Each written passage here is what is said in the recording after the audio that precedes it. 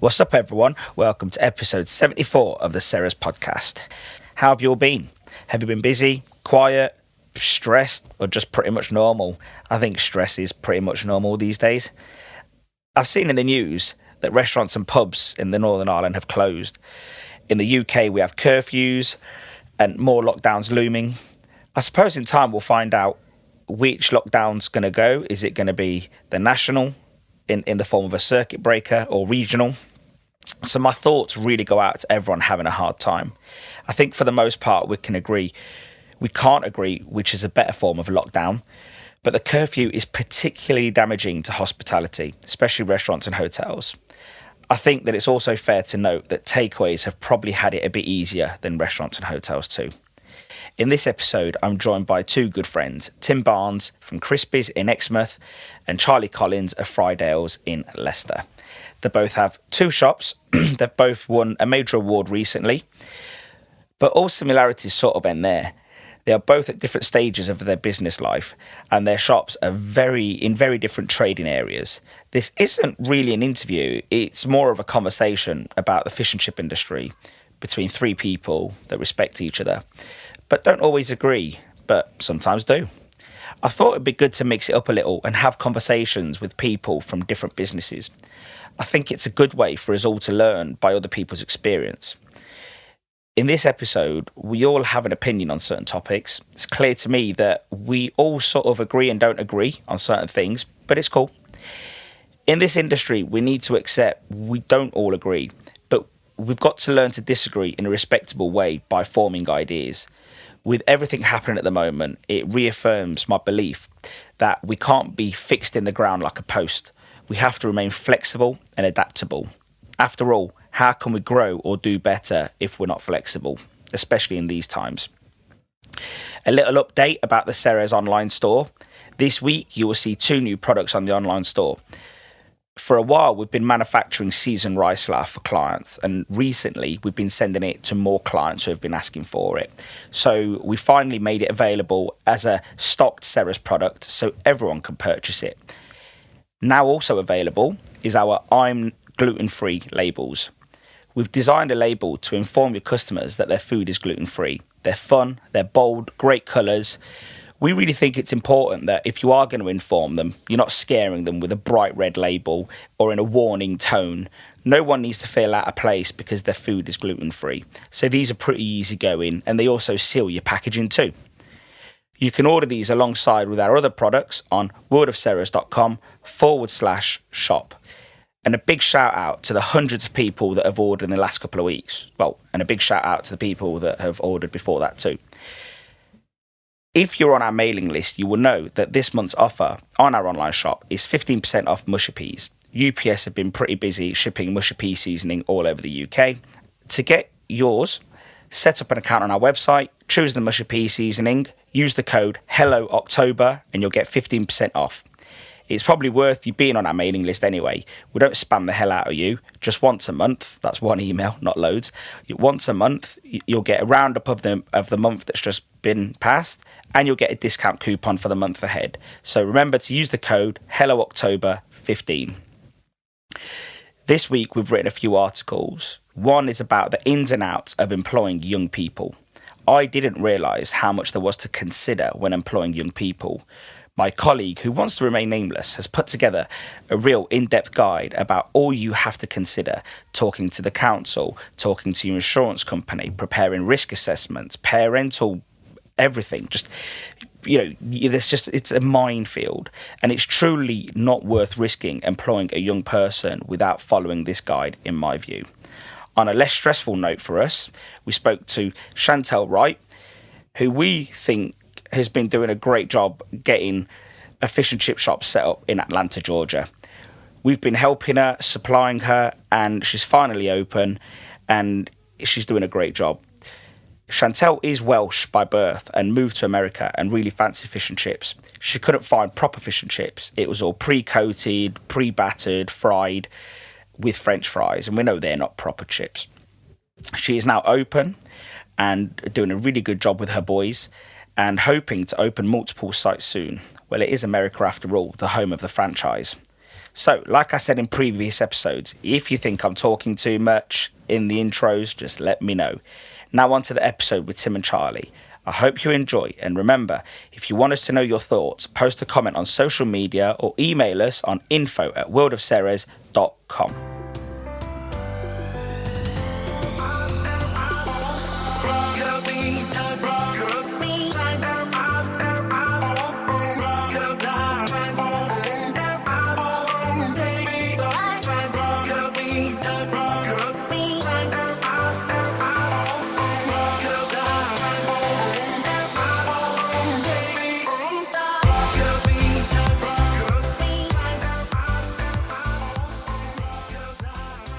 How are you both this morning? Not bad. Just it's 10 o'clock, so would just normally be heading to work now. So I am awake. I've had a coffee, so it's okay. Oh, I'm getting older this year. I'm up earlier, so I'm bright and breezy. I've got 2 young kids, so I'm very much a lot earlier than you two guys. So yeah, Tim's paid his dues there, haven't you, Tim? Yeah. Well, mine left the school at 7:20, so everybody's awake around about that time. Oh, fair enough. Well, I've not even started having kids, so you can tell me. For those that don't know you, Charlie Collins from Frydales, Tim Barnes from Krispies. I just wanted to sort of like touch base, have a conversation. That's what it is. It's all 3 of us just sort of having a chat about what's been going on. I don't know. Do you two know each other? Yeah. We've been to a few events, and we went on a trip to Amsterdam with KFE. You're sort of well acquainted then. Yeah. So, Tim, what's it like being on a podcast without Kelly? Well, I've got nobody to fill in the annoying silences apart from you. I'll try my best. Best. It's a bit weird. It's a bit like being Ant and Dec without one of them. Yeah. You get to choose who's who then. Yeah. He's the smaller one. Yeah, and I'm surprised Charlie's still not in the shop picking out carbon out of the filtration, to be honest. Oh my God. That pan cleaner did wonder. It was terrible, my pans were. And it's, there's a few bits still coming out of it. I need to do it again when I find time. But Tim, you've got to see it, mate. I'll forward you the photos on later. He keeps constantly sending me these. It looks like plastic carbon that almost looks like the shape of an inside tube where it's been sitting on the inside of the filtration. Right. And every now and then I guess that his filtration just sort of chugs a bit and then throws out this big tube-like carbon. Was it from an older range, was it? So there was a lot of build-up, or? Yeah, the range was bought used, and it's been hammered, and it's 14, 15 years old now, and we've used liquid oil for a long time now, so it's very sticky. It's been hammered. So it's still going like a Trojan, in all fairness. But I can't see it lasting forever. Yeah. I mean, we use our one that's it's only 18 months old, and it was amazing to see how much, even after that short space of time, how much came off it. That's what it's about. It is. I think I was shocked by how well the product does work, to be fair. Do some ranges and you think, okay, it didn't touch it, but at least it's cleaner. And I think that's the main thing. It's just to see the fact that the product has cleaned the surface of where it is that you're cooking. It's not all about stripping back to bare bones. And, I think if you're 50% cleaner than where you were before, that's still a bonus, isn't it? Yeah, I mean, my pan was never going to be perfect again without about 15 cleans. But the results we've had from it, if anything, it's just made it cleared all the carbon from the probes, and it's made the temperature more stable. Whereas we thought you can see the probes now. Yeah. Well, yeah. We thought there might be a leak or something like that, but it wasn't. It was just dirt. No. I think with your range, there's definitely no leaks. I think everything was well plugged in. Yeah. So let's fast forward to today. There's lots of local lockdowns going off. Well, I don't think Leicester has ever come out of lockdown, have they, Charlie? No, we've been in continuous lockdown since the start. It's been different in different areas of Leicester, but I've had one shop which is relatively close to the city centre, and that has been in lockdown from start to finish on the strictest level. I think now we've been put out of Leicester is tier 2, and No, it's all tier 2. We're not on the highest one, but a lot of it is still in. You can't do any more than friends and family outside or anything still. So yeah, it's been tough in Leicester. The confidence isn't there. What's it been like? Are you allowing walk-ins, or is it just click and collect and delivery? So we're doing click and collect and order from the door at both shops. But I've got one shop that's built into a petrol station, so we have to let 2 in and then 2 out. But we're trying to do as much outside as possible as we can. But it's we tried to just do click and collect and delivery, and we just couldn't do it. We were turning people away, which didn't feel right. So it lasted about 4 days.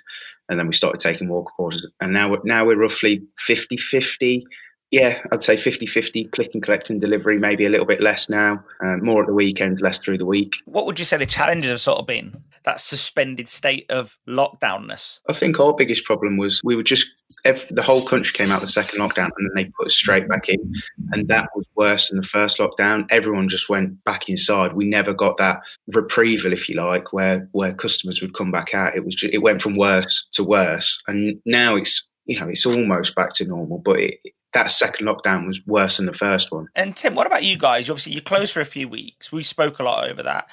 What was it like, sort of getting back open, and, what sort of things did you have to get your head around? Well, for us, it was really quite easy because we already had click and collects and deliveries in place at one of our shops, at the new shop. We decided that we would move it down to our bigger shops to give us a bit more space. And me and Kelly and my daughter, her friend that actually lives with us, so we're all in our own bubble. My friend's a fryer and my daughter's a server, so we had two fryers, 2 servers ready to go. So just after I think it was 2.5 weeks we shut for, we just decided that we'll do it and we'll bring in drivers. They won't be allowed in the shop, which will keep us safe. And we did that for, I think, about 8 weeks, and just solely doing deliveries only. And then we eventually decided that we'd bring in click and collect as well.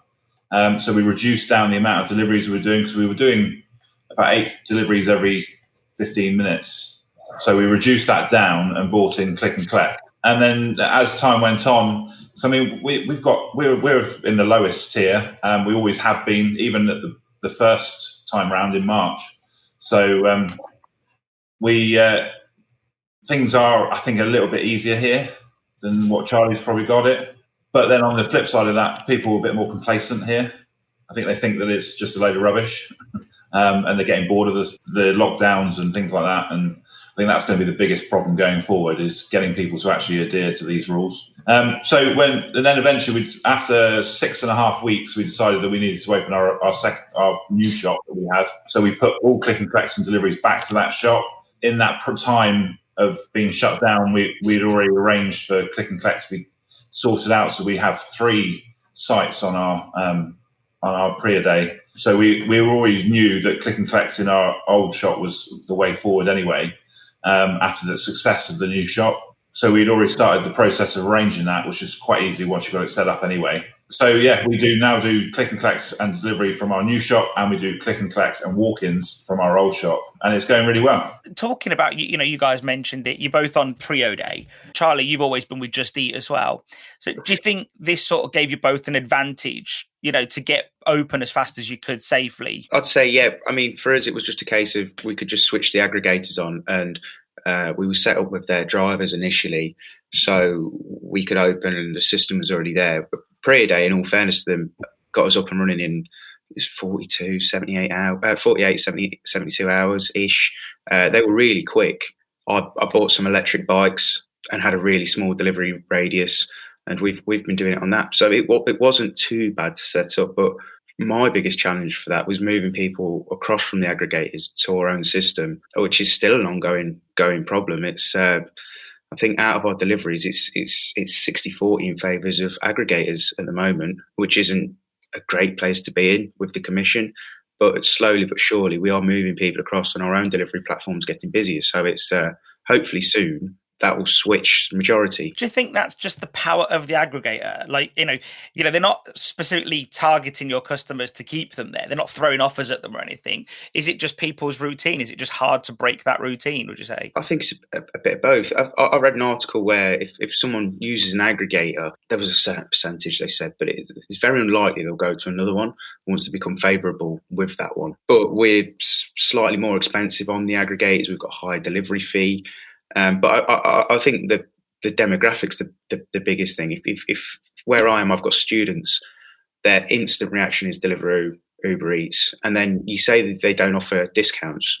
Every day I'll get an email from Uber Eats with a certain percentage off, and that will be on my shop. And I can't compete with that if they're offering 30-40% off what I'm doing. But I think if in Tim's case, if he was on an aggregator, if he's got holiday makers, their first thought wouldn't be to necessarily use the Krispies app unless they were forced to. They'd use the one that they use at home. Quite lucky because, I say lucky, we don't have any aggregators really.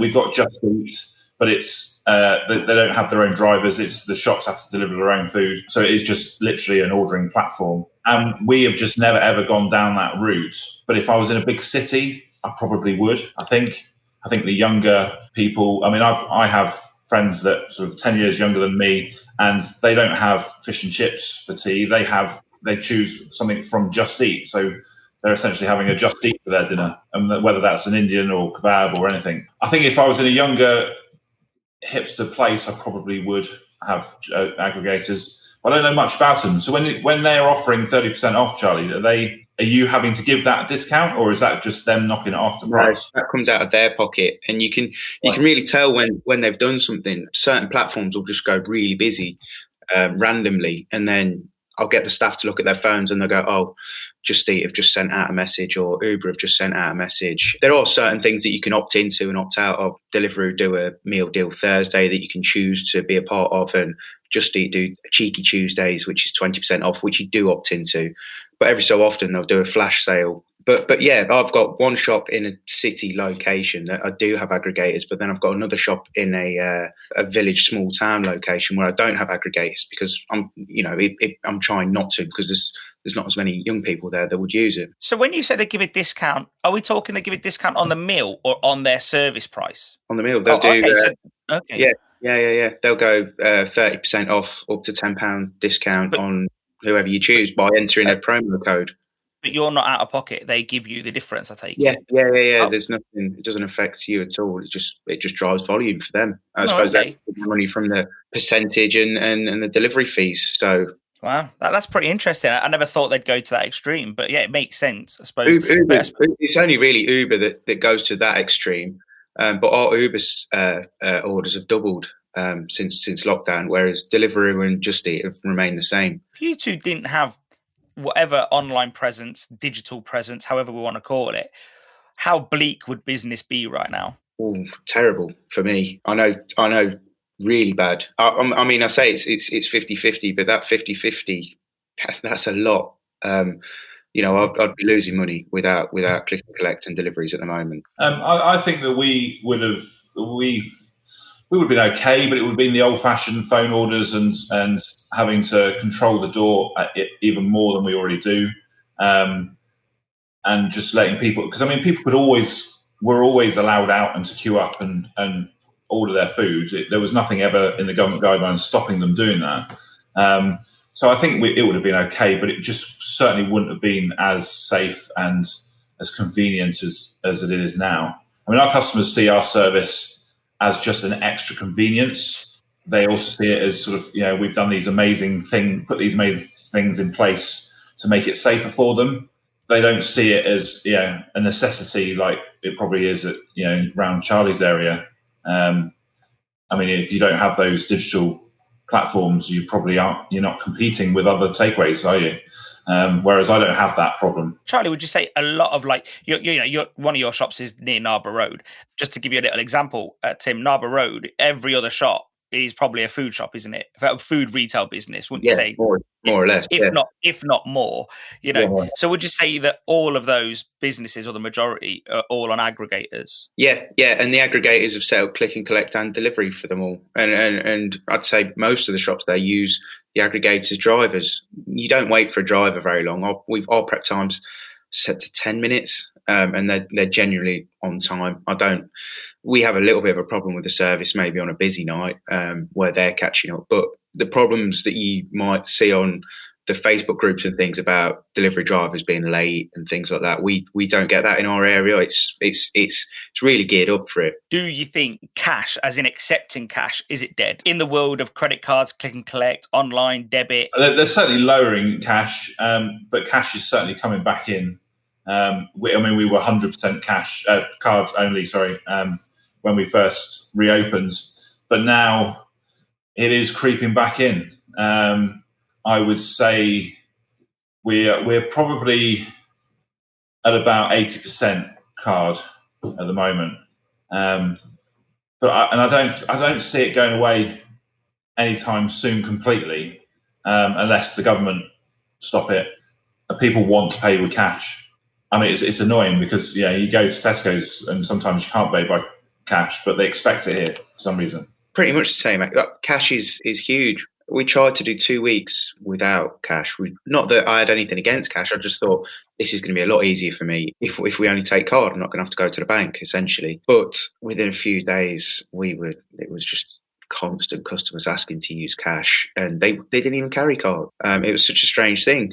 And even now, we're not taking cash for deliveries. Deliveries have to go through our online platform, which is something we might have to address and take the orders over the phone for deliveries. I didn't really want my drivers handling cash because they're on bikes, they're a bit more vulnerable, and it slows them down. But the people really want to use cash. I mean, Tim said he was 80% card, which is crazy. We're 50-50. At one shop, I was 60% cash last week, which 80% card sounds crazy to me. I mean, all our online orders are card only. I don't even have the option on there to have cash. Yeah, I don't either. But so our cash only from walk-in customers. So anything done over online. So our new shop is still 100% card only, but it's the 20% is of our existing shop where we allow walk-ins. Yeah, I'd say my walk-ins that's where all the cash is coming from, obviously, because everything else is online. But we're getting a lot of phone orders as well, and they always are wanting to pay by cash, which it's definitely not gone in Leicester. People want to use cash, but I think that's gone up.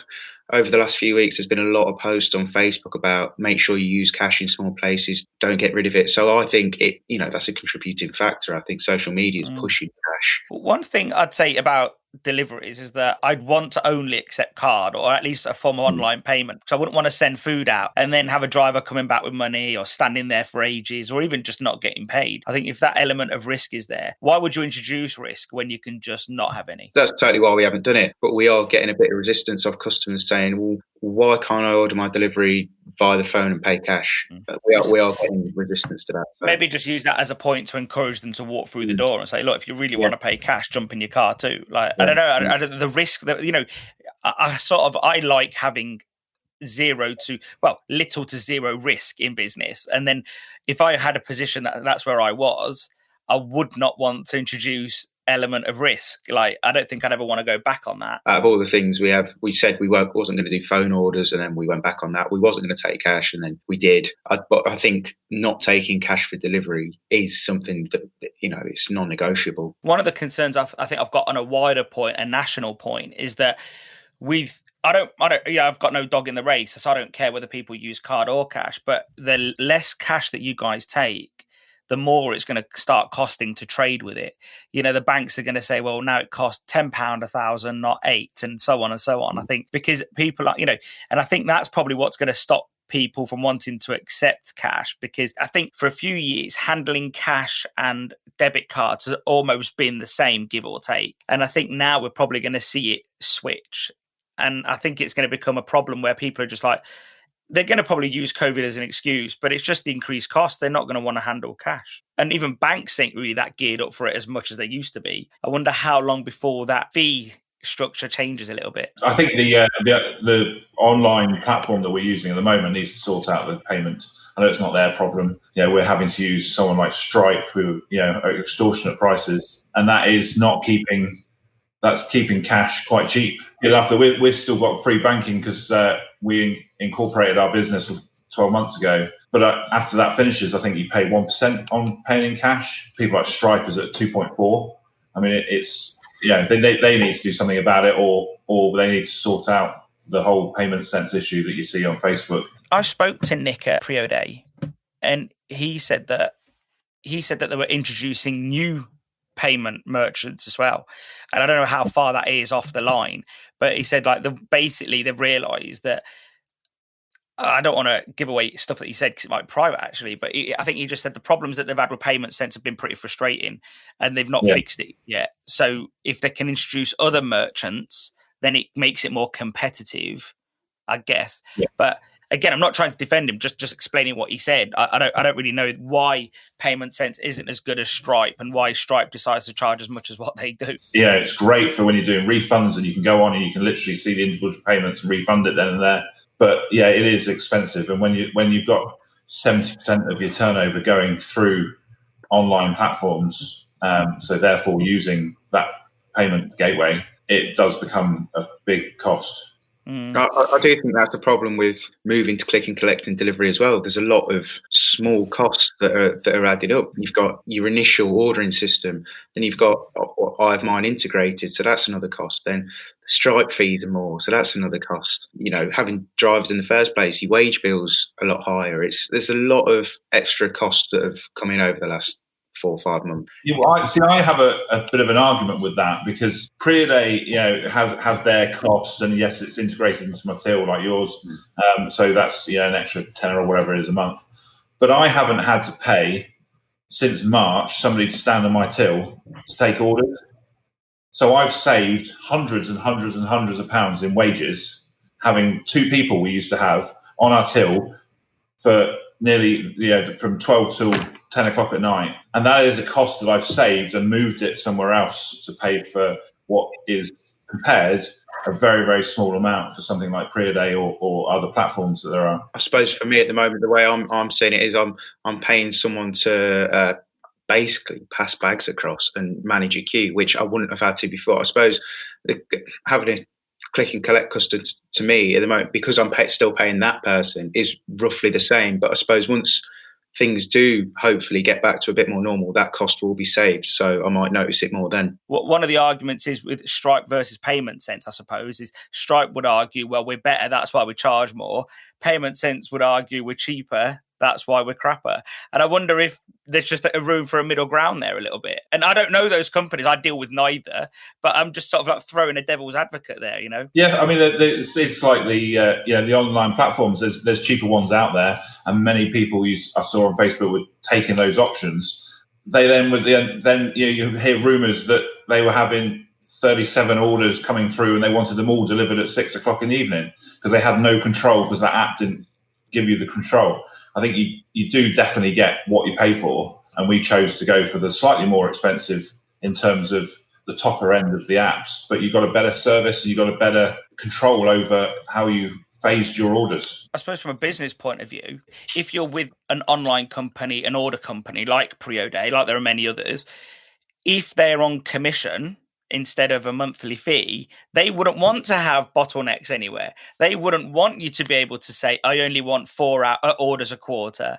Because they're on commission, so just like Just Eat, they would just want as many orders as possible flowing through. So then you sell as much as you can, obviously, and then they obviously make as much commission as possible as well. But I think that's fine if you're selling services, but when you're selling a product that needs to be cut and presented, that throws in a few issues, doesn't it? Certainly does, yeah. The best thing about the app is that it's being able to spread your trade over a bigger period of time rather than everybody wanting it at 6 o'clock at tea time. Sorry, that's been our selling point when trying to move people over from aggregators to our own system is, like I say, with the aggregators, we can get X amount of orders at 6 o'clock. And if a couple of those are late, we go, use our own system, we'll never be late. And we prioritise our own system.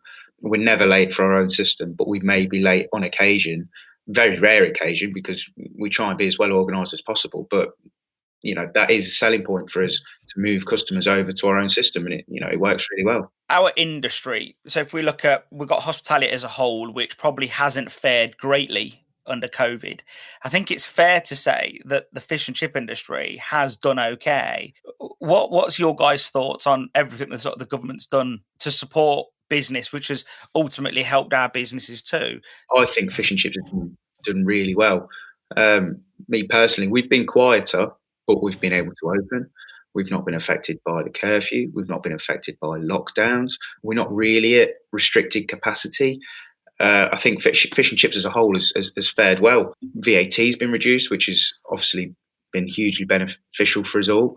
In a not ideal situation, we've come out pretty unscathed. Yeah, I completely agree. And I think the government are...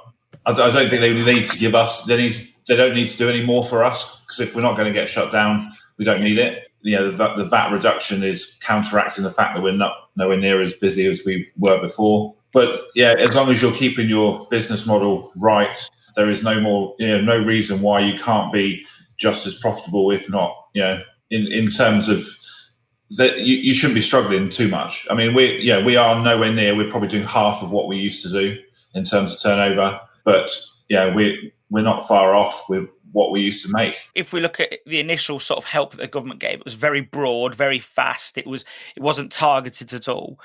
Would you be opposed to the government saying, similar to Eat Out to Help Out to some degree, we're helping hospitality, we're helping pubs, restaurants and hotels, and takeaways and fish and chip shops, pizza shops and so on, just carry on doing what you've been doing? Would you be averse to that sort of help, for a brief period? So doing the sort of an Eat Out scheme for... Yeah, because what I mean more so, that was a targeted campaign to sort of help those businesses that really did struggle. And obviously we've seen now with the curfew, restaurants can't do like a second sitting, or at least a second proper sitting at night. They're throwing out customers in tier 3 areas. Pubs, restaurants, hotels are probably going to have to close. Would you be averse to the government saying later on when they're allowed to reopen, look, let's do a deal there to help those guys get back going? It wouldn't bother me. When they were doing that, I decided... So when we locked down, we were only doing minimum amounts of days. And when we reopened, we went back to doing from Wednesday to Sunday, and we shut Mondays and Tuesdays. We were just about thinking about going back to 7 days a week when they announced the Help Out to Eat Out scheme. And we thought, well, what's the point? We might as well just stay shut. And that's what we did. I think everybody then just came, we made our money from Thursday to Sunday. It didn't really affect us in any way. It stopped now, and we're no busier than we were during the summer when it was happening. So for me, I don't have an issue with it. I think that sector needs more help. I can't really grumble when, yes, okay, we're not going to make a fortune, but we're not going to die out, like the possibility that restaurants and places, pubs could die out. See, my opinion on that is Eat Out to Help Out, more or less. I was so quiet during Eat Out to Help Out. And I know you was open Wednesday to Sunday, but I found my weekend trade took a hit. People would go out on a Monday and a Wednesday. Who's coming out for food on a Friday as well? And you can't expect them to when every restaurant in the city's half price. I'd like to see them get more help, but I'd like to see it's something that doesn't directly affect my takeaway trade, obviously for selfish reasons. But I think it's going to be very difficult to help them with an offer like Eat Out to Help Out without killing takeaway trade. Maybe give them a better furlough scheme for restaurant staff, or better rent breaks, or take out the costs. But Eat Out to Help Out really made us struggle while it was on. I mean, we had the benefit that we're a seaside town. We had the holiday makers down at that point. So yes, they ate out in the restaurants at the beginning of the week, and then they had takeaway at the weekends. So we were nowhere near what we would normally do in the summer. Probably what we're doing now, half of what we should have done in the summer.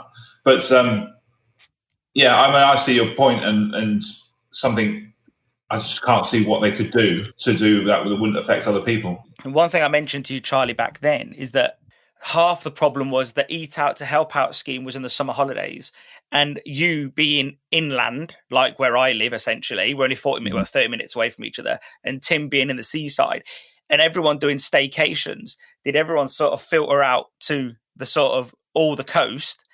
And could that have been a problem anyway, like on its own, if you get what I mean? When it was my absolute quietest time of year anyway, July and August, it's slim pickings in Leicester because everyone takes their first opportunity to get out of there. But so I think the problem in Leicester was just accentuated. And you speak to suppliers and they said it was bad everywhere in Leicester. Well, and I think a lot more people did go to the seaside this year.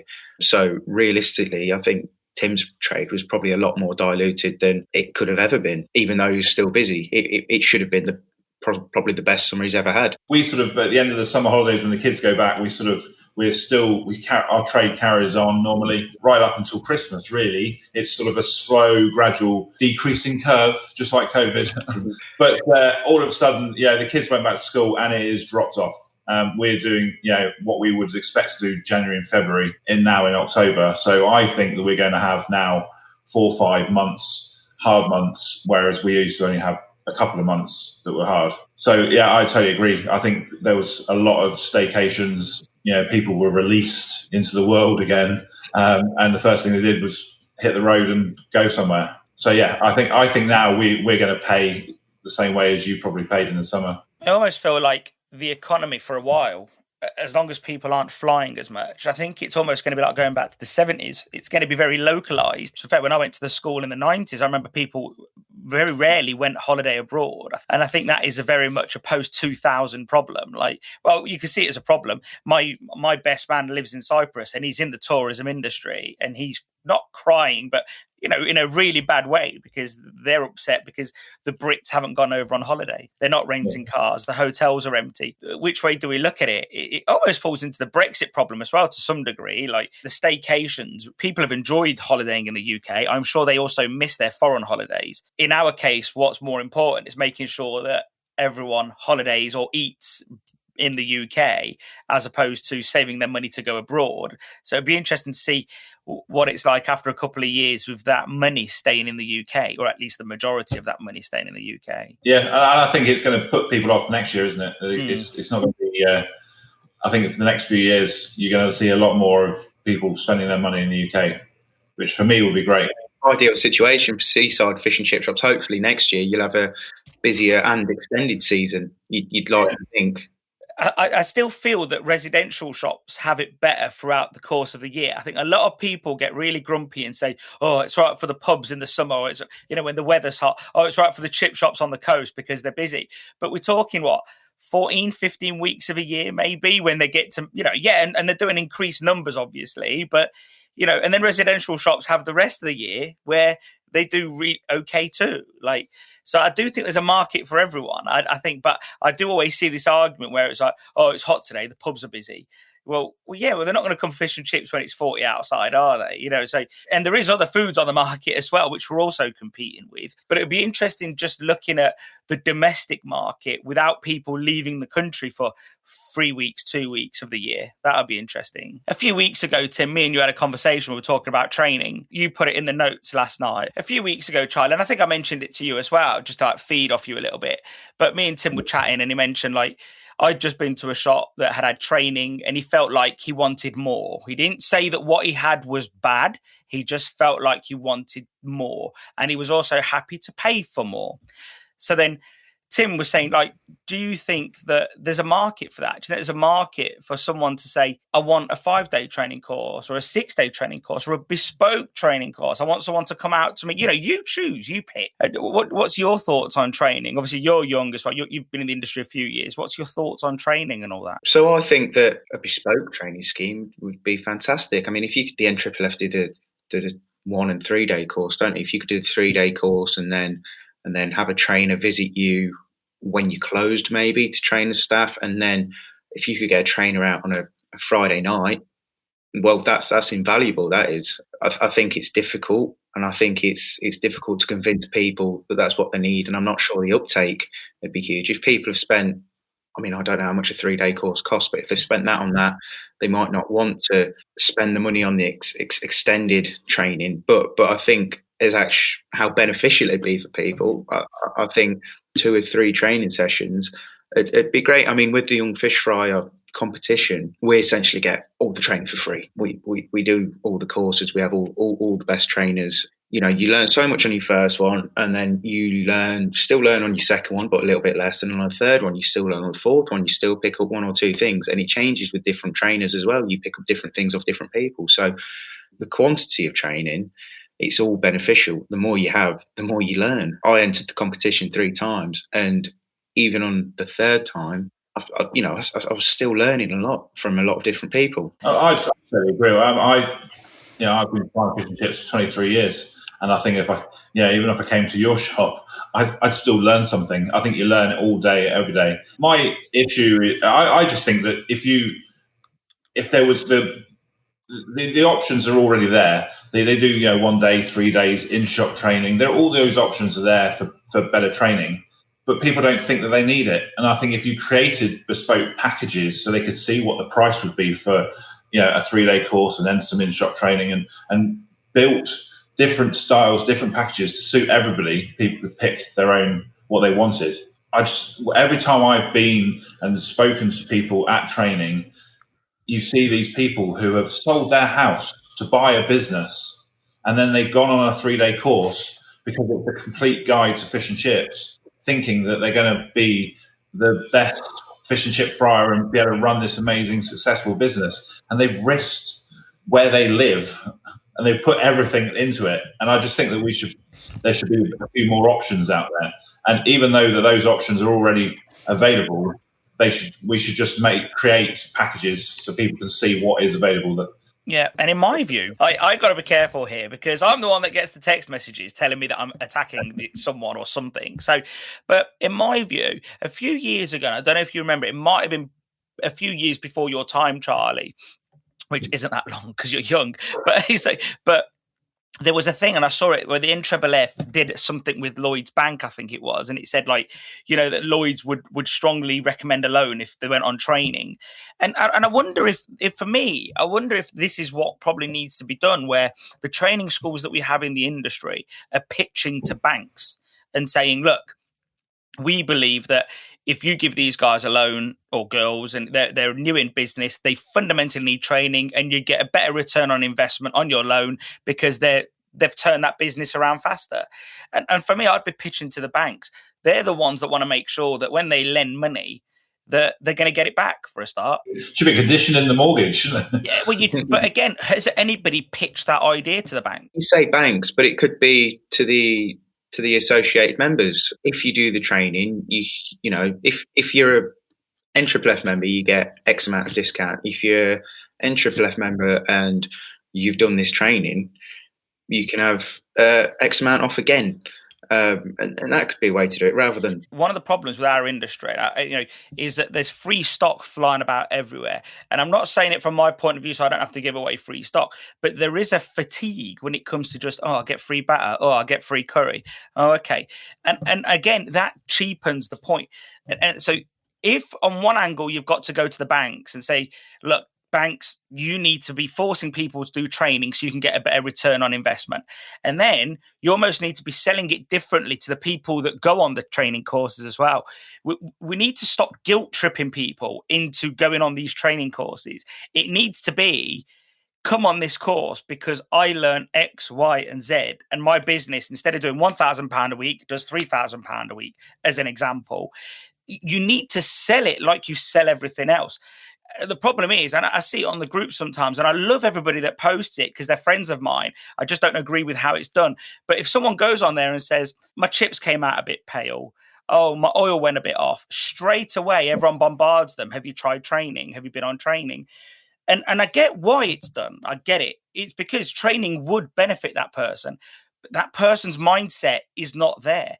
So the mindset needs to change. And I think this is where the training schools need to really adopt a real sales mentality as opposed to guilt tripping people. It needs to be, here's the benefits. We can't keep shouting about the benefits because there's too many to list. If you go on the NFFF course, you could be with David Miller or Jem and many others. And if you went to the KFE course, you'd be with the likes of Mark Petru, Gordon Hillen. So there's a whole stable of great tutors there.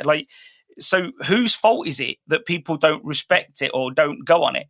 because I know I'd want to go on those courses if I know who the teachers are. Like, again, I think it's this whole, let's just underplay it. And there's too much of that. But then, yeah, so that's my thought process. I think that it wouldn't hurt if there was a training course that said, this is the ultimate 5-day course. It doesn't cost anything to list it on the website. Yeah, it just shows people that, some people, and I get the argument as well, well, people wouldn't pay for it, but you don't know.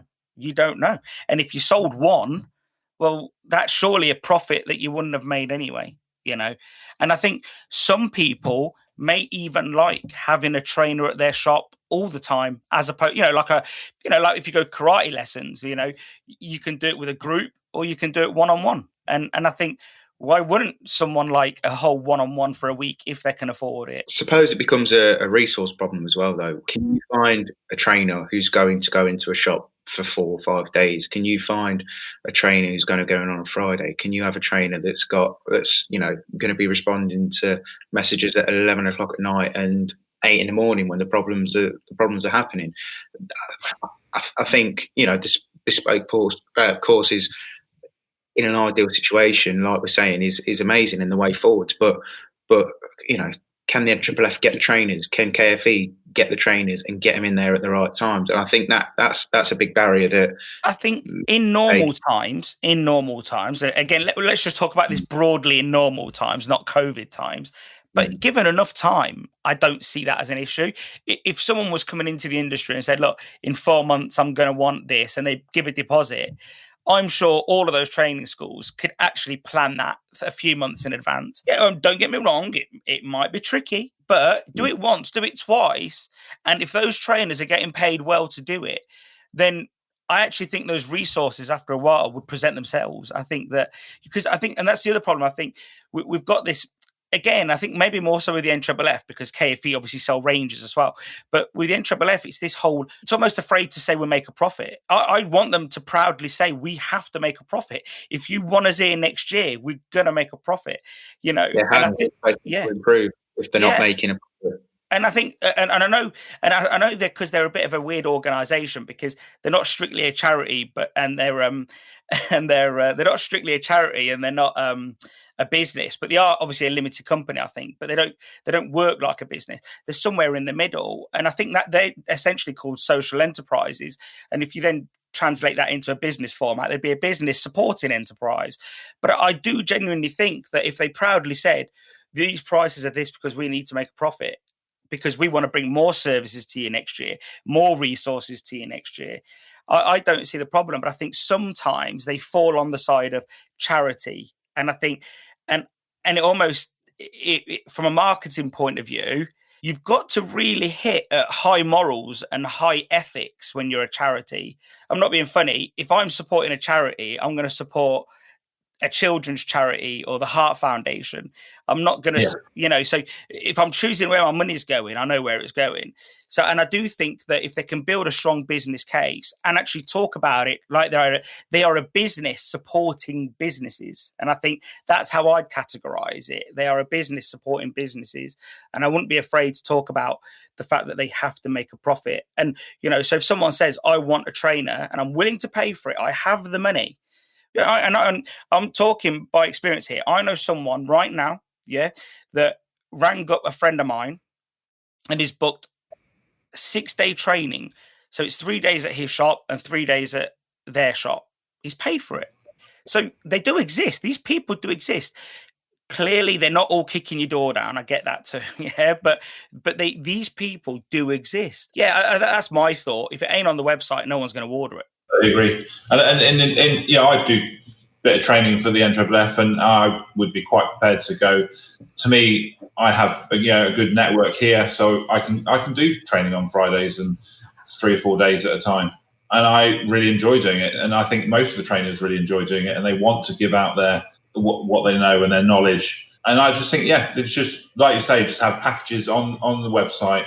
And they should be selling it like proper salesmen and making it sound like you need this. If you're new into the industry, you need this. I think you've just said that about the selling as well, and I think that's a fundamental weakness with the selling of the membership as well. I don't think it's sold hard enough, and I think, and I get the argument, which is oh, we should all do it for the industry, But I think it should be stronger than that. I really think there should be some sales behind it. Like, I'm not being funny. I don't need it, but there's how many reps in this industry? Even my competitors, obviously. Like, and imagine saying to those lot, you get a little commission if you bring on a shop. You just really turn it into you're getting everyone rallying behind the membership. If you said to somebody, you get, I don't know, a $5 every time you bring us a shop. Yeah, it's not a big deal if they get you 1. But if they get you 10, someone's just made 50 quid. Like, so I think that if they could really mobilize the industry to help sell membership as well, I think that would be... They need to be telling what they do for the industry, what benefit you have for having the membership.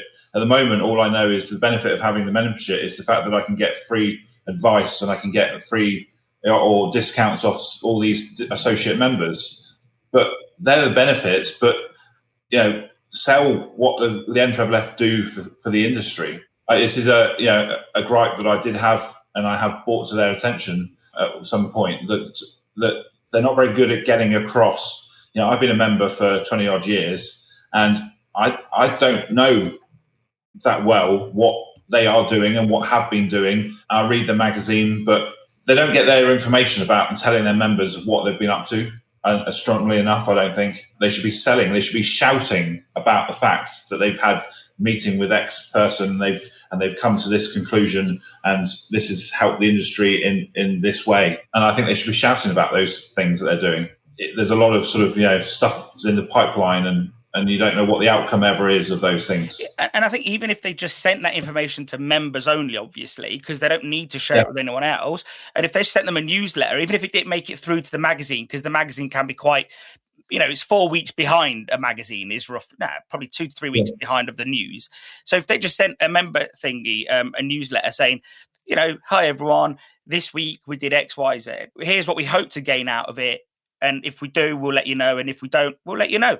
Like, not everything is going to be fruitful, is it? And I think we understand that. And in that respect, I do think they have got a lot better at saying what they do. But it might be because they're doing it through certain ways. I see Andrew on the Facebook groups all the time saying what he's doing and what he's been up to and things like that. And I know they've got the section on their website now that's member benefits and things like that. But I think you don't necessarily always see it in the magazine or through emails or things. I think I do see it because maybe I'm looking in the right places. Maybe I'm seeing Andrew on Facebook, but I don't think everyone is. I see Andrew on Facebook, but I see that he stood at a train station waiting for a train. I don't know what he's doing. Sort of the thing I'm sort of more, I know he's going to these meetings. But what happens within the meeting, What was the conversation at these meetings? What was the meeting about? And just tell your members what you're been doing. Yeah, I think what'd be interesting as well, I've seen photos where they'll take a photo of like the name card on the table, and it's like great meeting. Or I could have done that at home. Like, do you know what I mean? Like, and I'm not suggesting that's what they're doing, but in terms of giving us information and saying, well, this was a meeting about something boring. It could be anything. It could be, an EHO. Discussion, and we're trying to get this, and it may not work because we're either underrepresented or not, or whatever it could be. But give us a little bit of like a reason, and just say, I went to this meeting, and I think Tim's right. You don't just want to see that sort of the basic. Oh, I did this today. And I think you want to see a bit more meat on the bones, especially because I think then also you might even be able to get some feedback of specialists in the industry that deal with this stuff all day long. Our industry is full of really smart people. And I think that I'd want to mobilize everyone else. And if you give a bit more information, you might get some information back, or you might know how something is affecting somebody. But if you just say, well, I went to this meeting, great conversation, I get that when I go to the coffee shop. Like, so, again, I don't want to be harsh. And I don't think Tim is either.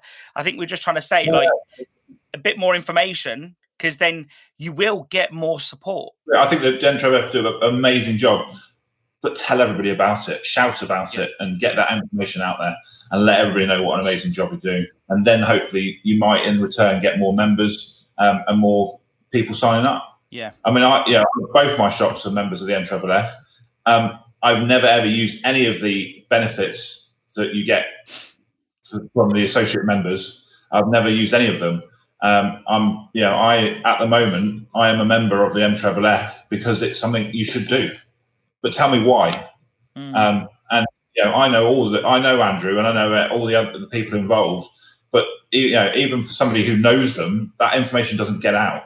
So if you're a member who never goes to any of the industry things, you're not going to know anything. Yeah, that is true. I suppose I see things because I'm at the events. I'm looking in the exact places. But if I wasn't, then I wouldn't. Let's get members from the little shops who don't go to any of these events, and because they don't know what you do, so you need to tell them what you do. I think and one thing I'd like to add, and again, it's advice if they want to take it, because I'm not trying to bash them. All of this is advice. But another thing, I do two things. I do a referral scheme. So Tim, if you refer Charlie and Charlie becomes a member, you both get a discount. I don't know if they do something like that, but they should. Every other service industry does something like that, and it works. And on top of that, I'd be almost gently harassing the new shop owner, the new member, let's say, and saying, don't forget to use your employment thing. Don't forget to use all these services, and because then the more they use the services, like you said, I don't use them. Well, if you then push the member to use all the services, then what starts to happen is that they become very used to it. They won't want to not be a member anymore because they used to calling the advice line. They used to calling the head office. And I think you've made loads of other ways to do it yourself. So, you use a solicitor or you've done that. But if they forced the case early on and said, hey, Tim, if you ever need help, you don't forget you've got this. And I do think if they did if they did in their monthly newsletter, it actually said, did you know you should really be using this service that we've got because it's great, and a lot of people tell me that their employment service actually probably pays for the whole membership, just having that alone. Yeah, and those services are great. We've got 40 staff, and those services only go up to a certain point. And if you want any more advice after a certain point, I imagine years ago when they were with Peninsula, it used to be that and we did use it back then, I think a couple of times, but if you want any further advice, you've got to pay the extra. Yeah. We're with 40 staff. We have so many problems that we're past that extra all the time. So I pay for an HR company on a retainer. So, but for a smaller shop, I think they are great services. I just personally haven't used them that much. So Seafish, some big changes at Seafish. I don't know if you both know, or I know Tim found out something the other day. I think Charlie found out something a few days before. So Nikki Hawkins, who was running the awards, has retired. She's moved along. They obviously cancelled the awards for 2021. Well, so they cancelled all the competition for 2020 and the awards ceremony in 2021.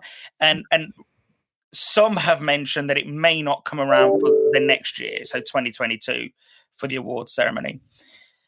It sounds like to me that a lot of changes there. Do you ever see the awards coming back the way we knew them? Whether they come back the way we knew them or not, I think an award needs to come back. I think it would be a massive loss to the industry if we don't have some sort of award season. And I grew my business by doing the awards because it made me grow as a person. 6 years of entering, trying to get somewhere, and every year improving on myself from the feedback, turned my business into what it is today. Do think, we've got to have an award. Whether a change, I think the awards had got a bit stale, even though they did sort of try and spice it up every year. But I think maybe a massive overhaul would be a great thing. And if you can get people involved in it, like the British Takeaway Awards, who have big sponsors, I think maybe it'd be a really good thing. I'd agree with that. I think the awards are brilliant. They've been the biggest driver of, well, one, my turnover, but two, my motivation throughout the year. You really knuckle down and really focus on your shop and yourself, and it really gets you into the mind frame of how can I improve the processes in my business so that I can achieve what I need to in the awards. The only thing I think with the way the awards have been is it's very diluted. There was 14, 15 categories. 14 last year. I think that's a lot. The thing is, that means that there's so many awards going out to local media that it becomes diluted. I know, for instance, that my award was in the local media, and you look at the comments, and it goes, well, how many award-winning shops are there? Why is there so many awards? Young Fish Fry, what award's that? How many young people are actually in fish and chips? And I think more spotlight needs to be put on 3 or 4 maybe awards. It's you've got to have the big one, and 90% of the focus should be on that. The Young Fish Fryer is a nice one because he's obviously brings people through. Maybe the outstanding achievement, and I don't know, maybe that's it. I'd go as far as agreeing with nearly all of that, and I'd probably do away with the outstanding achievement for a little bit, to be honest. I get where it has its place, but most of the industry is full of either it's fairly obvious where it's going to go because the industry's got quite a few old people in it, and I get that, and that's where they've put all their life into the industry. So I get that that's almost like a natural phase. But I think the focus of everything should be on 2 things: selling more fish and chips. That's the goal of Fish and Chips for the Year award. Yeah, it's not to give someone a trophy because what's the point? It's to actually sell more fish and chips. So, and then on top of that, I think this is where Dry White Young Fish Fry is great, is that it's to get more people to respect fish and chips as a career, So, and those 2 things sort of cover it for me. And I'm sure there's other objectives as well. I guess there is. But I would think if we just went back to those 2, and I know that sounds really extreme, but I think it'd be good to just see those 2 awards again. And then also, it doesn't have to be a big hotel, a 2-day thing. Many other Seafish Awards are just done in a nice restaurant. And they'll close it off and they'll mix it up a bit with other things. So I can see how that is, I don't know, that's interesting for me. Like going back to the bare bones, I've been going since, I'm trying to think, 2006 maybe. And then year after year when they add another award and they add another award. And I think like even last year or the year before, I think you're sitting on someone's table and they're just like, whoa, and I think it has got a bit bloated, but I understand why as well. And I think, there was a few years ago where the awards were in trouble because Seafish was in trouble. So it had to become a bit more independent and it had to stand on its own 2 feet. And also there is another argument that all of those little awards create lots of buzz in local areas, whereas the main award would just create a buzz in that local area. That, let's say Tim won Exmouth, Cod Scallops won Nottinghamshire, and maybe Leicestershire if it's Cod Scallops. I don't know, do you know what I mean? So I can see why all those little sub-awards help. But then the awards were built around it was built around the radio medium, and it was built around the newspaper medium and the magazine medium. But now I think we can shift to something that it's the online medium, the Instagram medium, where it goes everywhere. And I think it doesn't hurt to restart and look at it again, in my view. I mean, the main award is supposed to be all these things together. Yeah. So if you're sitting there and you win the main award, why haven't you won Field Fryer that same year and the marketing award and all the awards? Because that's all those things take part. You've got to be good at all those things to win the main award.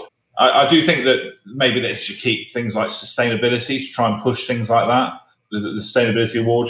But yeah, I think you agree that it totally does dilute the awards itself. But I don't know whether does it create buzz or does it, like Charlie said, sort of the papers get sick of hearing about all these different awards. And they don't really understand it. The papers think that I've won the award 3 or 4 times over because they don't really understand the fact that because even if you win the marketing and innovation, it's the National Fish and Chip Shop of the Year Marketing and Innovation Award. All they see is the top line. And so they think you've won National Fish and Chip Shop of the Year every time you win it. The problem is we live in a world where news is disposable. No one cares. It's this fast journalism. It's just, oh yeah, whatever. Like, I'm really bad at writing. My grammar is terrible. And even I see mistakes, and you think in news, and no one cares to follow these things up. So it's just like, oh, Tim, you're the winner, aren't you, mate? And it's just like, well, okay, well, I was, but yeah, whatever, what do you need? Like, and I think that's half the problem, isn't it? Like, so I think, nowadays, if it don't go viral, did it even go online? So, and that's probably why 1 or 2 awards is much better than having 14 in the social media world, if that makes sense. But then the argument would be, well, maybe 14 hits a lot of different areas too, so you get a different spread. But I think that customer sentiment, Charlie, has probably always been there. There's always someone that says, oh, what award's this then? And I remember years ago, we were one of the first in our area to get the quality award. And I remember we put it up proudly on the wall, and someone comes in and goes, oh, like, what's that then? And I was like, oh, it's quality award. We got an assessment and we got an award. And you're trying to not say the word won, because you didn't win. It was an assessment. And then the guy's like, oh, did you pay? And obviously almost the whole argument crumbles at that point, because it's like, well, yeah, we did pay for the assessment. And he was like, well, so what you're saying is that you paid for the award. And I think since then, I've been a big proponent of not calling it an award, because one cancels out the other. And I think, yeah, I've heard some grumbles about that over the years, that customers can quickly, or even competitors can quickly say, well, that's a paid for award. And you can't argue that fact, because you did pay for an assessment for the award.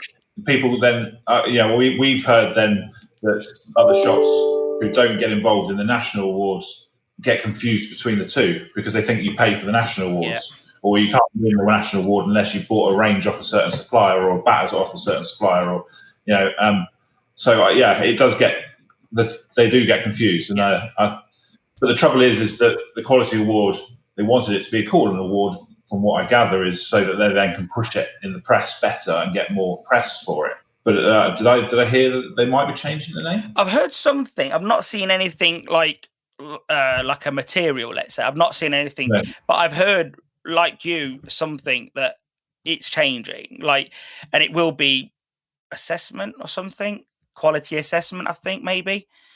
Again, that makes sense to me. I know some people are probably thinking, oh, we're changing the name again, because it was only a few years back, I think. It's always been quality award, but obviously it was Seafish, wasn't it? I think so. So I think if they change it, it'll take longer to get it going again, obviously, because every name change does. But I think that if they change it and they make it an assessment and call it an assessment, at least no one can say, oh, well, you pay for it. Well, yeah, because you pay for everyone pays for an assessment.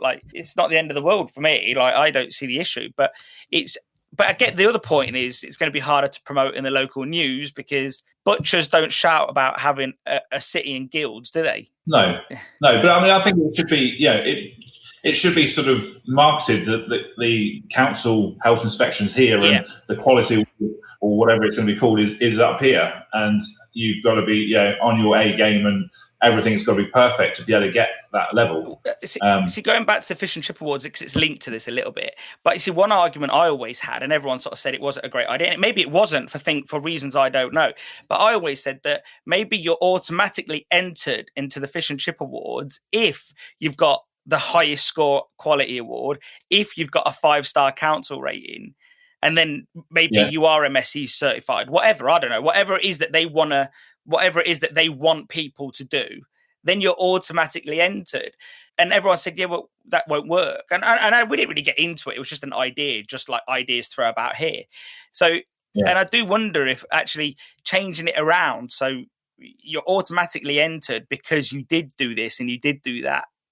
As I suppose it saves up. Well, that's sort of a thing that Justy do a similar system. You become a local legend if you hit certain criteria, and if you're a local legend, you get put higher up the list on the app, and it does work for that. And if you become a local legend, you get more orders.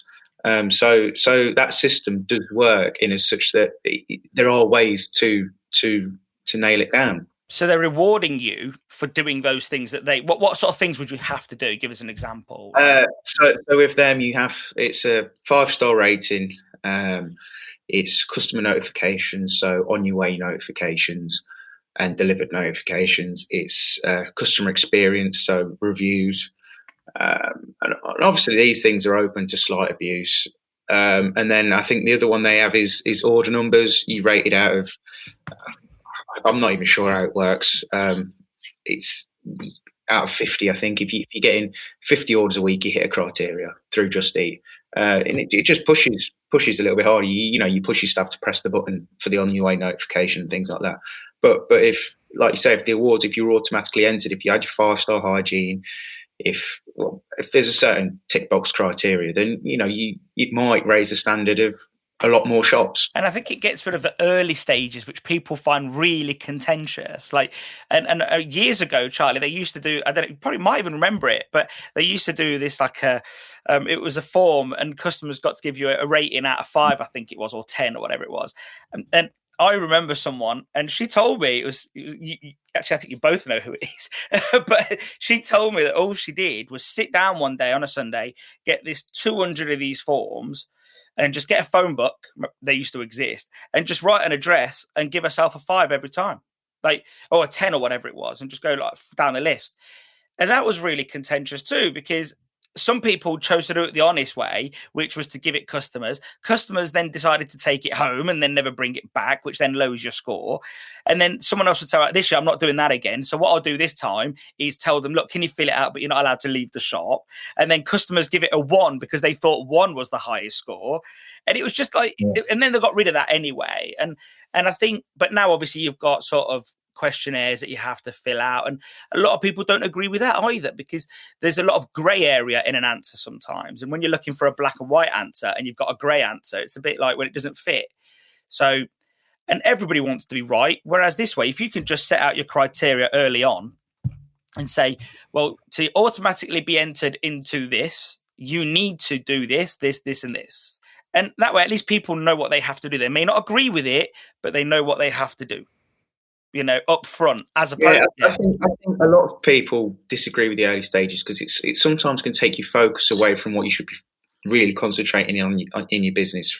For example, there's the allergen question on it, and I set up gluten-free in my shop purely to get through that part of the award, because really I'm having 10 customers a week. It's not a viable part of my business. It doesn't make sense for me to do it, but you're doing it purely for the award. And I think that's what people get put off by, is that tick certain boxes wouldn't suit their business. And that doesn't, just because I don't do gluten-free and the shop down the road does, it doesn't necessarily make them a better shop than myself. It's what suits your business. And I think that's what puts people off the awards as well. I think one person I know, a few years ago, but he did what he thought everything you had to do to win the awards, or at least get further up. So he became MSc certified when it wasn't as big as what it is now, and it's still small to some degree, but he did it.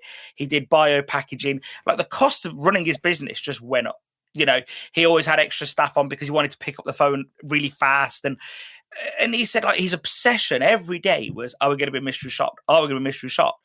When in actual fact, he was serving 150, 200, 300 people a day who were actually paying for food and mystery shopping him. But he became so obsessed with the award. And he said he was just sick of it. He couldn't do it anymore. Charlie is right to some degree. The way that the awards were built up, and I understand why they got to where they were, because how do you weed out better shops against worse shops?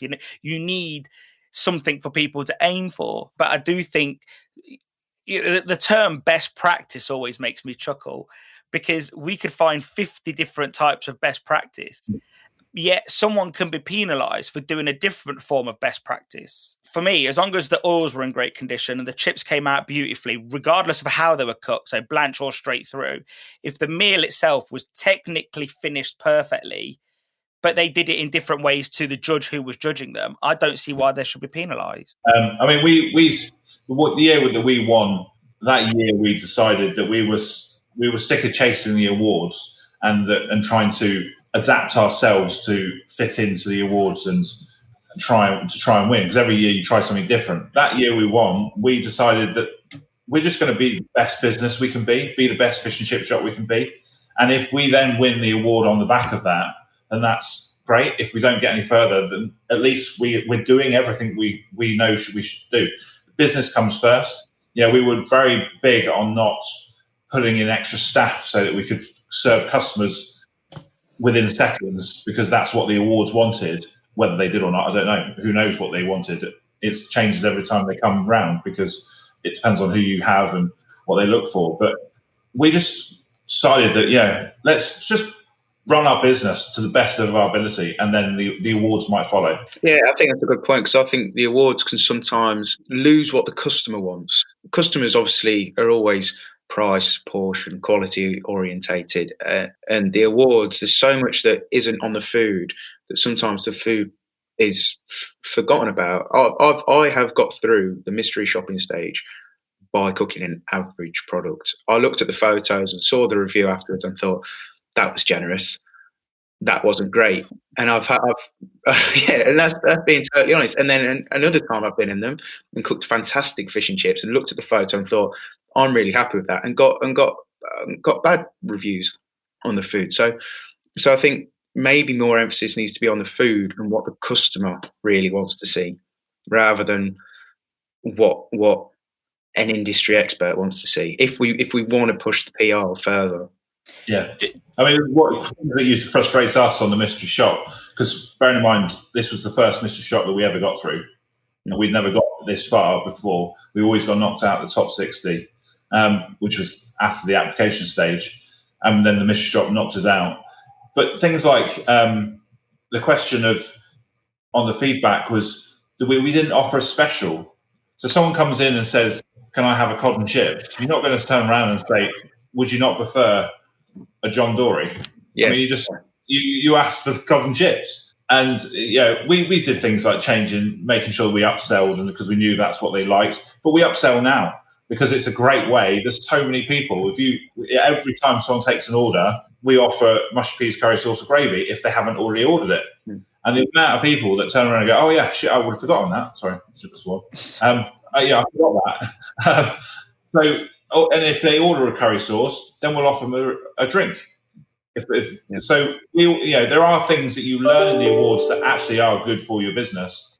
There are certain things that you just doing to tick boxes, and we felt that we're not going to do that. We're going to just be us. Yeah, and I think if the awards were to get reformed, it's got to be closer to the less ticking boxes for the sake of ticking boxes, and more about what will make you a better business. The upselling, for example, is true on that. And the awards have improved so much in my business that it feels wrong to sit here saying that it needs to improve, but there are certain things that do need to be changed. And I think if they are changed, more people will enter, which is obviously much better, because it is the best thing that we have for PR. At the end of January, we get a real boost off of that. Talking about, lifting business in the likes of January, which is great.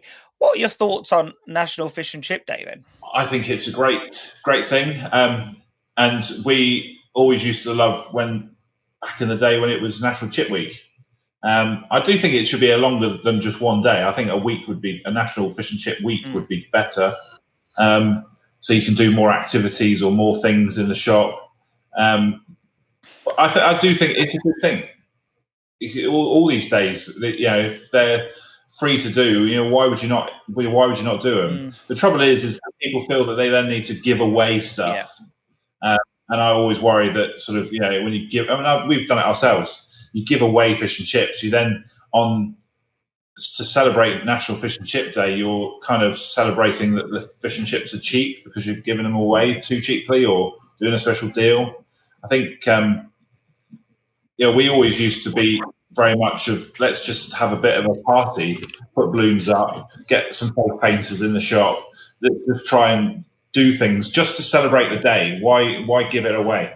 And it's on a Friday, so why would you give anything away on a Friday? I'd agree with that. It needs to be longer, just purely to give the shops the option.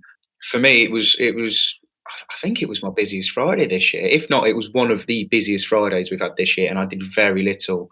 I didn't. On other times, I've done half price days. This year, I didn't do anything.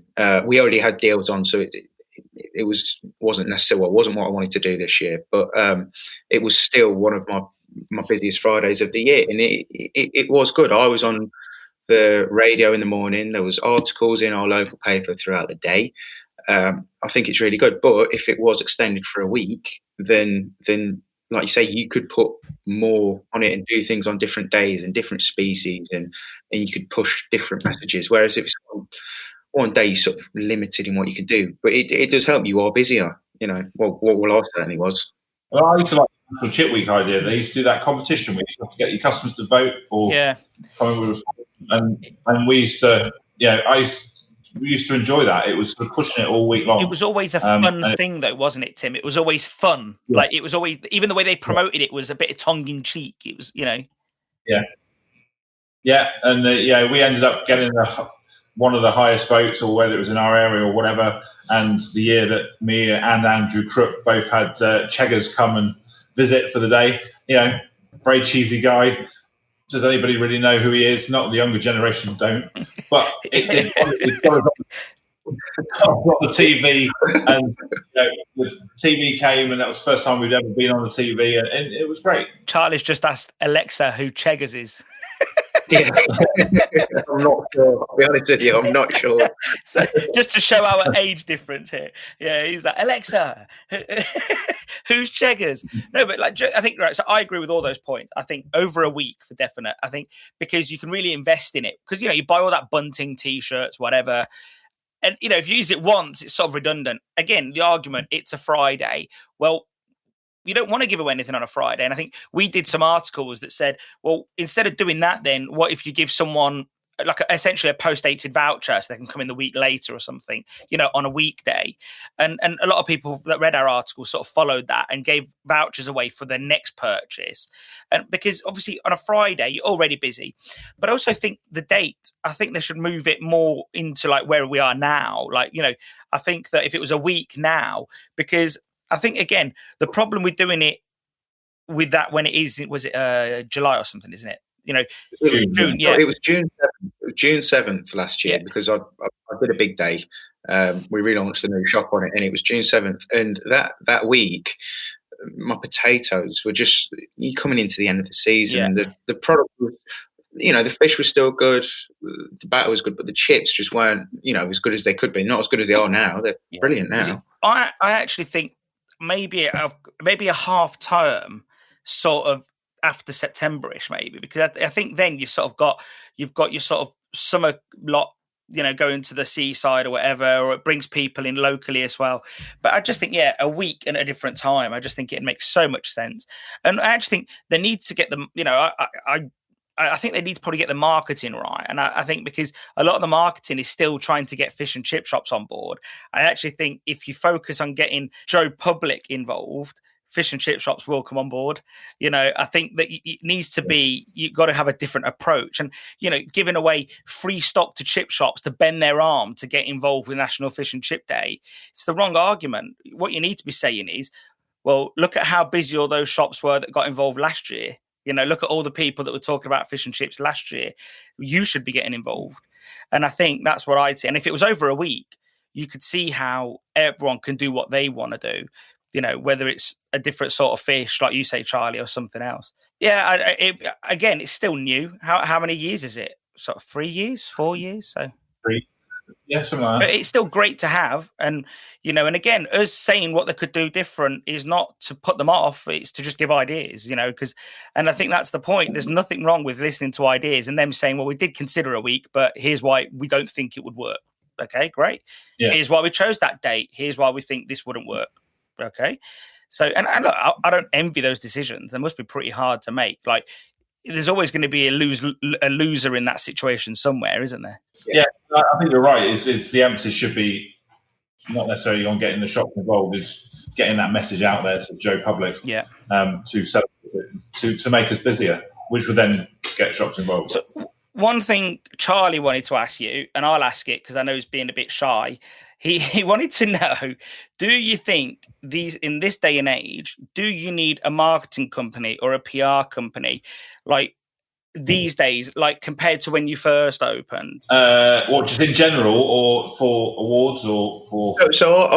My argument is that well, it's not an argument, but say when you opened Krispies however long ago, if you were to open them today, would you focus more on marketing than you did back then? Because I think now with social media and things, my thought is that before, if you were in the right location and cook good food, you'd end up busy. Build it and they'll come, sort of thing. But now, if you build it and do good food and you're still in a good location, if you're not really shouting and marketing, would you still? Are you still going to be busy?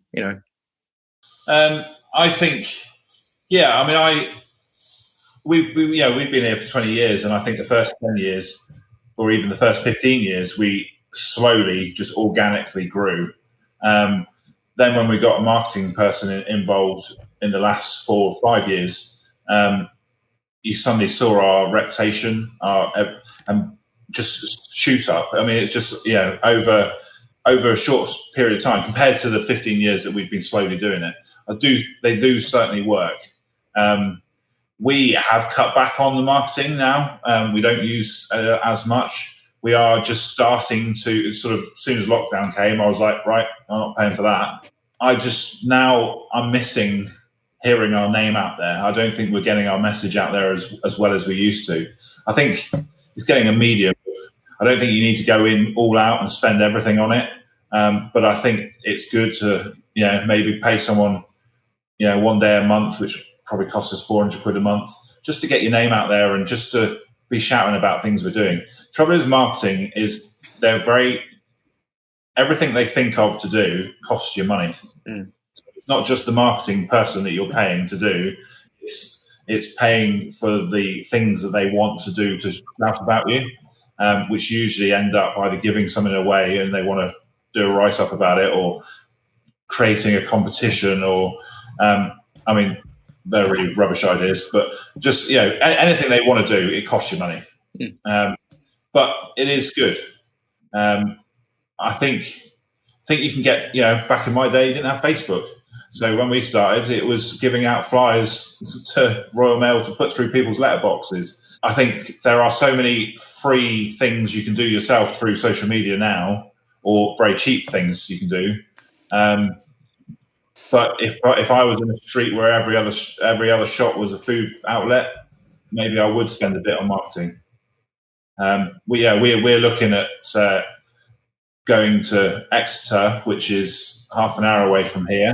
And if I opened a shop there, I would definitely need to do marketing, because yes, okay, we're well known, but we're not well known like we are in Exmouth. Well, I think Tim and Kelly are probably the best people to ask, because they've done what everyone wants to do in the industry, really, is take a normal average shop and turn it into a super shop. So, and obviously that's going to be different to how the way that I'd have to do it now will be different from the way that they had to do it.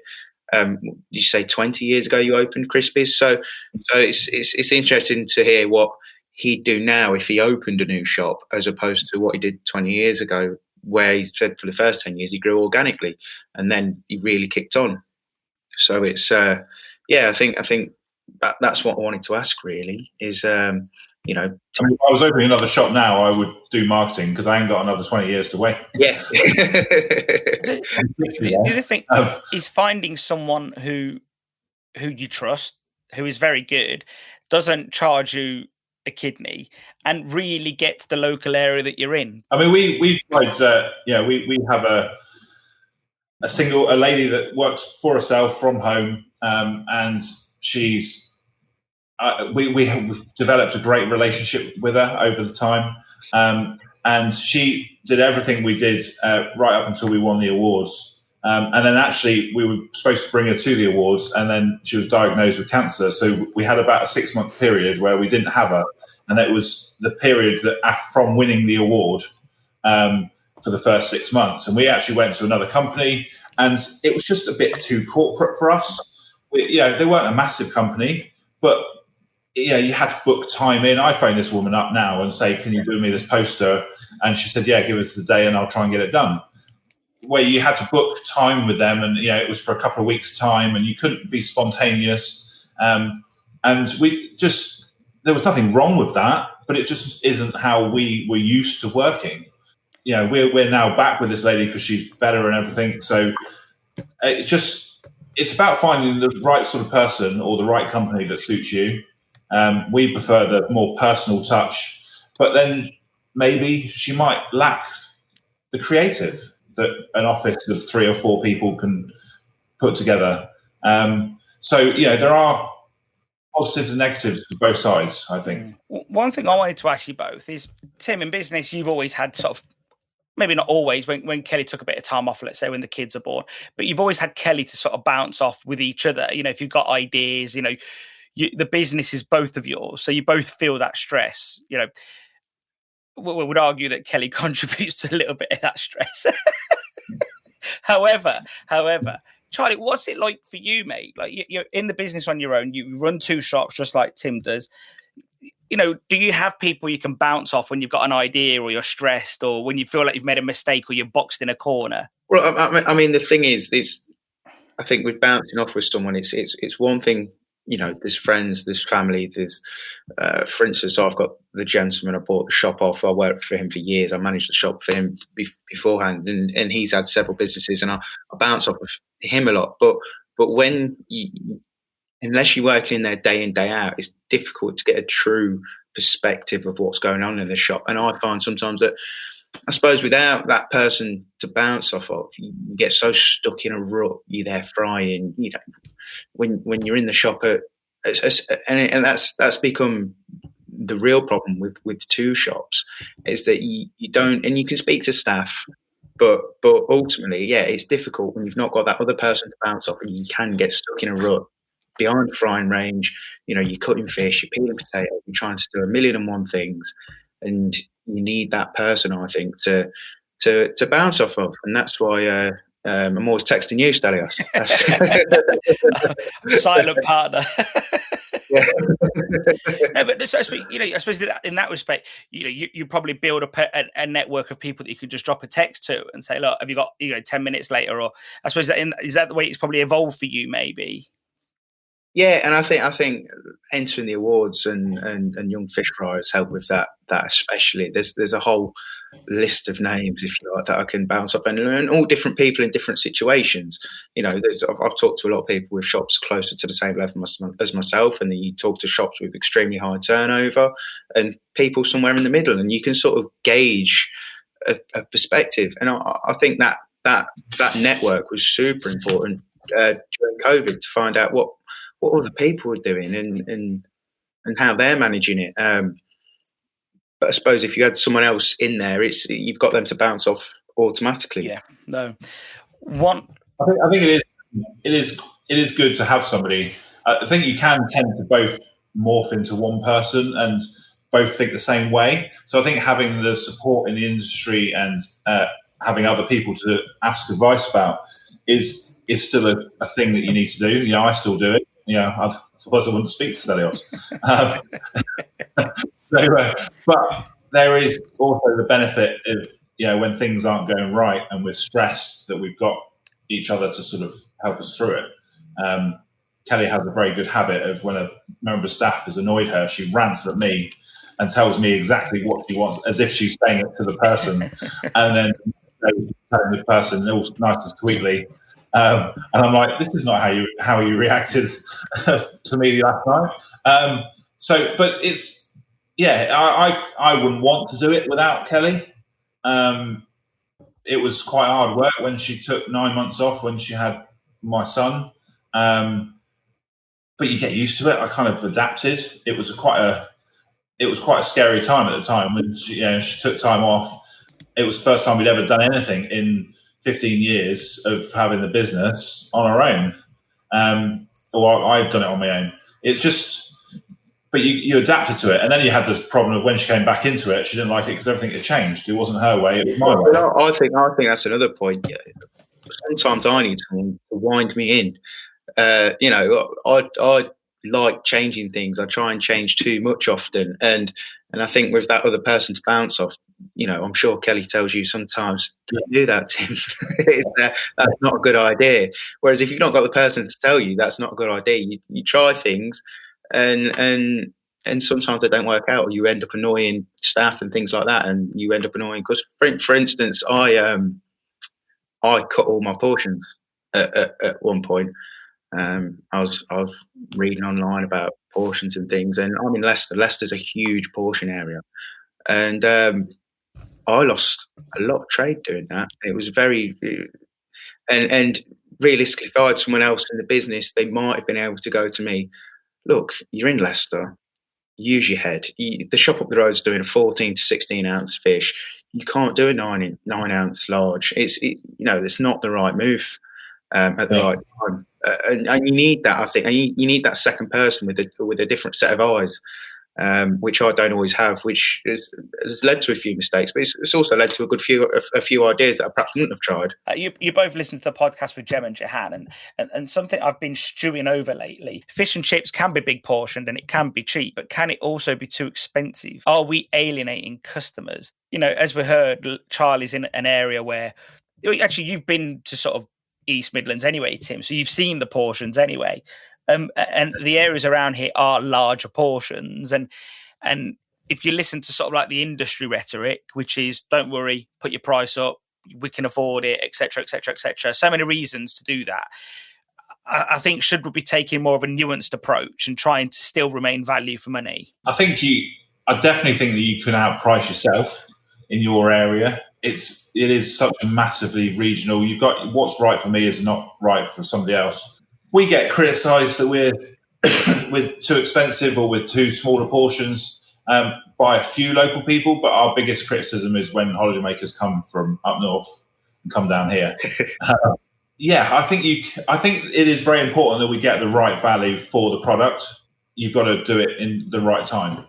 I think if you increase, I think the price will get to where we want it to be eventually, although it probably won't because we'll always want it to be a bit higher every year. But I think you'll get there eventually, but you just can't do it overnight. You've got to do it bit by bit. For me, I find putting prices up is so much easier than cutting portion sizes because my customers moan if the portion sizes change. They can understand the price increase. And, God forbid you could go and cut prices, increase prices and cut portions like I did once years ago. That is a no-no. And even I had Kelly there and she didn't stop me doing it. So Kelly failed. So you did both, and it wasn't good, I take it, for business back then. People don't want to see prices going up and portion sizes going the opposite direction, because they think you're screwing them over from both directions. What I find quite amazing is that McDonald's, and I always use these as a reference, the Big Mac has shrunk. We didn't see it at the time happening, but you look at it now and you think, well, maybe it's because I was smaller when I was younger, and you see a Big Mac and you think, whoa, it's big. I don't think I was ever small. But I think that they have managed to keep the price the same for 15 years and drop the weight down. And then they look like heroes because, they're selling a healthier product as well. So I think you're right. You can't do both. That's definitely a no-no. But one thing that's intrigued me recently, me and Charlie met up for a coffee. What was it, 3-4 weeks ago, Charlie? And Charlie was telling me how, he'd made the mistake of increasing prices and going a bit too far, or making the portion too small, let's say, and how he's installed a load of, good value, great offers. There's still an all right margin, nowhere near as what they were before, but his trade's gone up. So in one way, like, and it's the question that I asked Jem and Jahan, like, would you rather have a shop with 80% margin doing $3,000 a week, or would you rather have a shop doing 55%, 50% if need be, but doing 20,000, 30,000 a week? Where would you, like, do you know what I mean? I know it's not as clear cut as that, obviously, but where would you both rather be in that respect?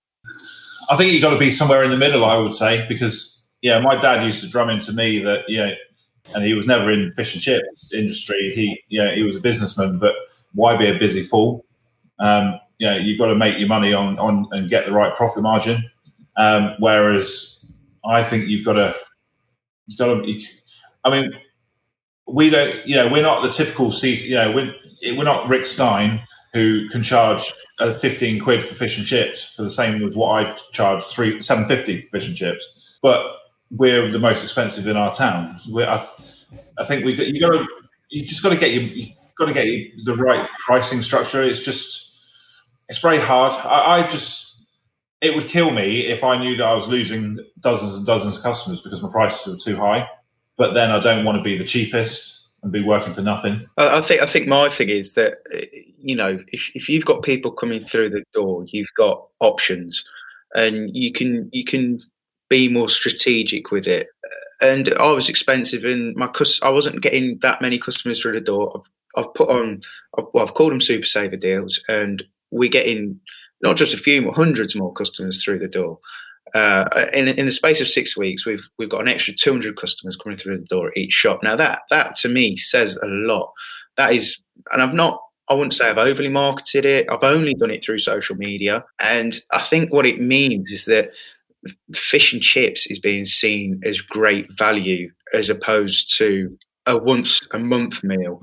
People need to come into a chip shop once a week, if not twice a week, not once a month. I think, and Jem and Jahan was speaking about it in the last podcast, but I don't think, and I might get criticised for this, I don't think we can compete with Chinese, Indian, Thai. I don't think the flavour profile is there for fish and chips. It's a lovely meal, and when it's cooked brilliantly, I think it's fantastic. But if you're spending £25 on a meal, are you going to go to the Indian, the Chinese, or are you going to have fish and chips? Now, I think a lot of people, when they're spending that kind of money, see Indian, Chinese, a big pizza as more of a treat than, say, fish and chips. And I think that whether that's right or wrong, that's not our choice to make. That is, in my area, it might be different in other areas.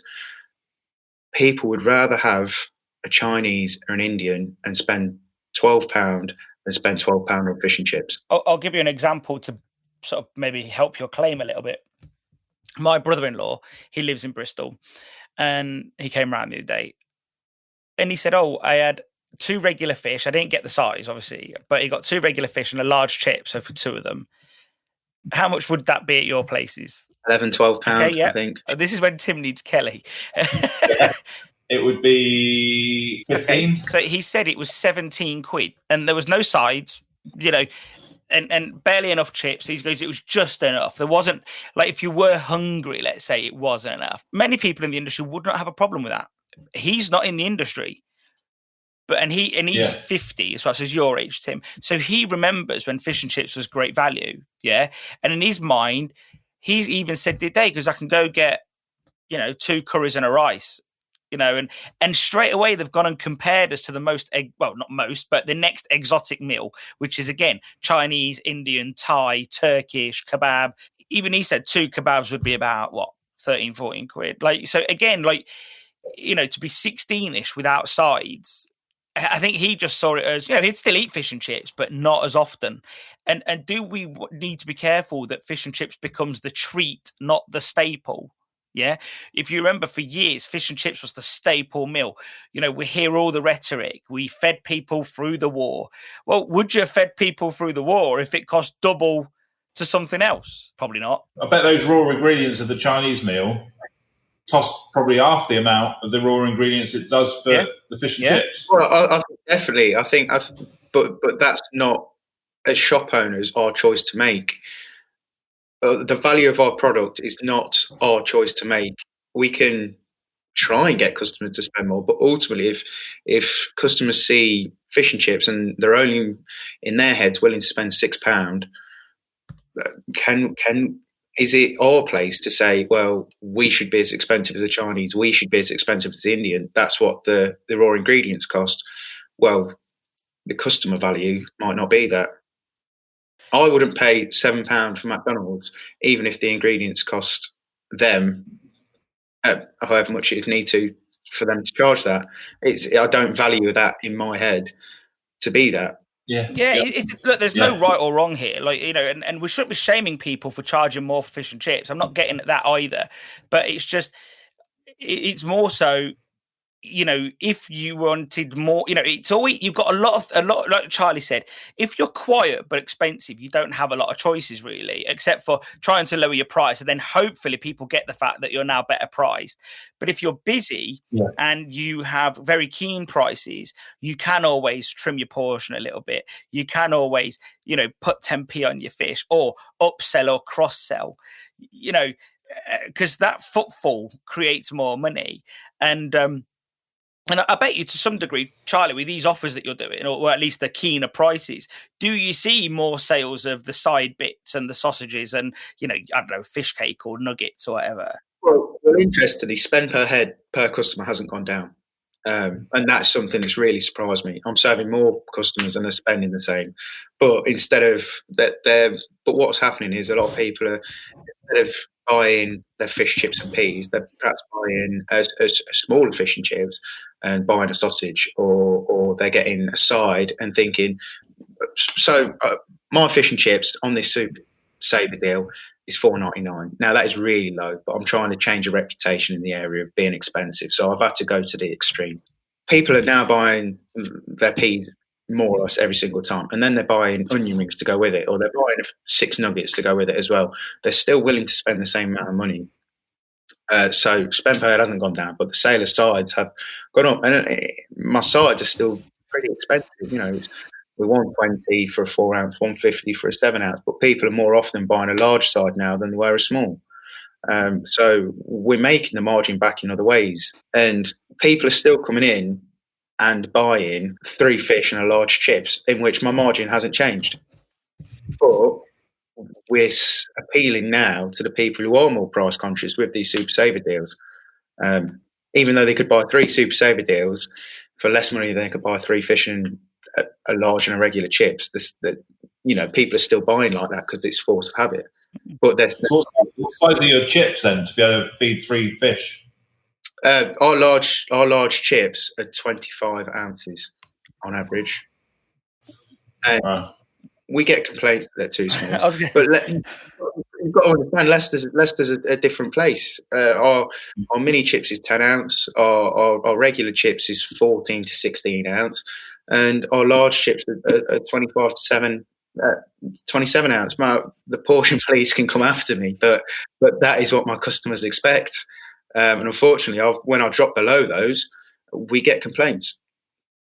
Because the problem is their mindset is that they're not thinking a large portion of chips is for someone with a large appetite. They're thinking a large portion of chips splits between my family. Yeah. And unless you can change that mindset, you're never going to be able to win the battle of portions. I think the problem's bigger than Charlie, if I'm honest. I'm not. Up north in general. Yeah. I think that's the thing. I think up north, that is the expectation. So to become a busy shop, you need to hit customer expectations. Now, it's not my job to control people's expectations. People's expectations are their expectations. When I go to a Chinese, I buy 1 rice between 2 people. Now, that's just the way that we do it, and it's not my job to try and change people's mindsets. It's my job to provide what they want at the correct price. I think that's where the issue lies. It needs to be at the correct price. Just to clarify, the north. I'm going to get people saying, "What the hell?" Like, I know we're above Krispies, yeah. But I do think these large portions, they sort of span the middle belt. So if we think Wales, East Midlands, West Midlands, is that middle belt. Norfolk, you don't really see it. And then as you start to get past South Yorkshire, they start to taper off. And I think as you start to hit Gloucestershire areas, it starts to taper off. So I do think it's that middle belt. But, I know a shop not far from Charlie. And they're doing their regular haddock. Well, they only do 2 haddocks. So it's classed as a regular. It's 16 plus fresh. And last time I was checking, I think their price was $5.10.